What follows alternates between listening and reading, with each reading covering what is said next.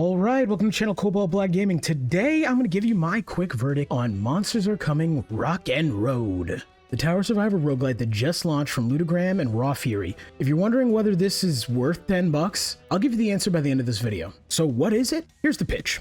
You're defending a moving city from endless monster hordes while gathering resources and building tower defenses. Think Vampire Survivors meets tower defense with actual strategic depth. You play as a disposable hero, and I mean disposable, who's gathering wood, stone, gold, fighting off waves of enemies trying to destroy your city. The twist? The city never stops moving. You need to clear obstructions off the road, manage 3 different resources, decide whether to place your towers and where to place them, and keep fighting all at the same time. It's chaotic, but it's good kind of chaotic, where you're making actual decisions instead of just watching number go up.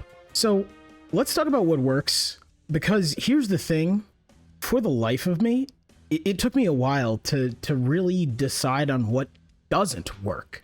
So what does work? First, the genre fusion actually works really well, surprisingly, right? Most bullet heaven games are just dopamine slot machines. You pick upgrades, numbers go brr, and you win or lose, right?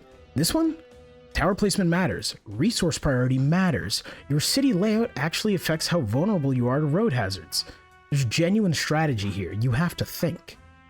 Second, the death system is brilliant. When your hero dies, you just respawn from your city. The run only ends when your city gets destroyed. But here's the catch. You need to build a cemetery in your city to respawn. And that takes up valuable space you could use towards upgrades and other towers. It's a clever risk-reward thing. At first, it doesn't seem to matter much, but depending on the town center you're using, you might not have much space to spare. Third, the meta progression feels meaningful. You're unlocking new town halls, new districts, and new abilities based on how you play. Freeze enough enemies, unlock freeze-related stuff. It's tied to your actual gameplay, not just 50 runs to unlock thing.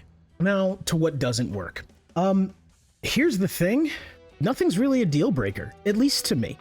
But you should know what you're getting into. Performance can get rough when there's a ton happening on the screen, especially on Steam Deck. I've seen it drop from 60 to around 45 frames during boss fights with lots of destructible environment stuff on my Steam Deck.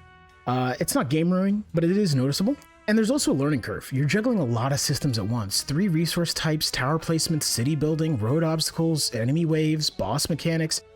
The game doesn't hold your hand much. If you're the type who needs a gentle tutorial, this might frustrate you early on. And look, it's early days, just launched November 20th, the devs are talking about future updates, but right now, what you see is what you get. On top of that, I think this game is much more meta progression heavy rather than an expression of your skill. Yes, it is an expression of your skill and strategy and all those things, but the upgrades do a lot of the lifting. So if you are looking for something that is pure, get good, this might not be your game. Who's this for? Who should buy this game? Well, if you're tired of shallow bullet heaven games and want something with actual strategic depth, buy it. If you love Vampire Survivors but wish it had more meaningful decisions, buy it. If you enjoy tower defense and want it mixed with action roguelite progression, buy it. If you're looking for a great Steam Deck game for short sessions or long marathons, buy it. Who should wait? If you want a polished, bug-free experience, maybe give it a month or 2 for patches. If you don't like juggling multiple systems at once, this is going to stress you out. If you're expecting pure bullet heaven like Vampire Survivors, this isn't that. It's more complex. So, final verdict, bottom line time. At $9.99, is Monsters Are Coming Rock and Road worth it? Yes.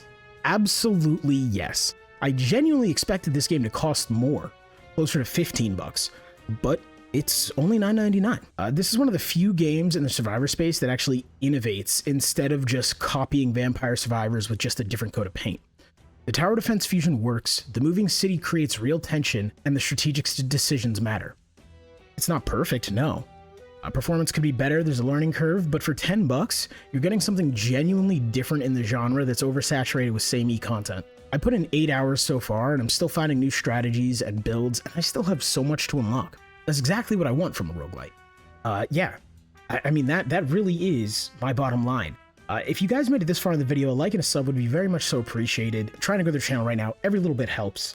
And as with all of my reviews, I have a full-length Let's Play over on the channel. It isn't quite my first impressions, but it is an early run. So if you want to watch gameplay in depth and see how a run goes with some commentary, go ahead and check that on out. There's a link in the description, and I'm imagining it's probably on screen right about now. There's a link to the Steam page in the description. If you grab it, let me know what you think in the comments. What's your favorite Town Hall setup? I'm still experimenting to find mine. Anyways, guys, thanks for watching. I'll be back tomorrow with another video. Peace out.